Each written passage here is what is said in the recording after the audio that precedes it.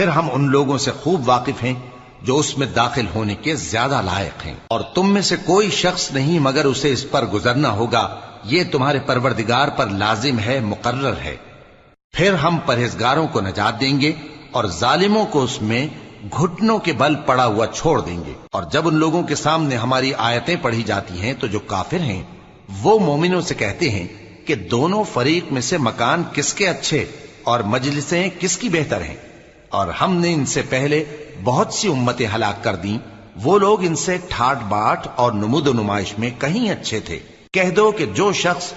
گمراہی میں پڑا ہوا ہے، رحمان اس کو آہستہ آہستہ مہلت دیا جاتا ہے، یہاں تک کہ جب اس چیز کو دیکھ لیں گے جس کا ان سے وعدہ کیا جاتا ہے، خواہ عذاب اور خواہ قیامت، تو اس وقت جان لیں گے کہ مکان کس کا برا ہے اور لشکر کس کا کمزور ہے۔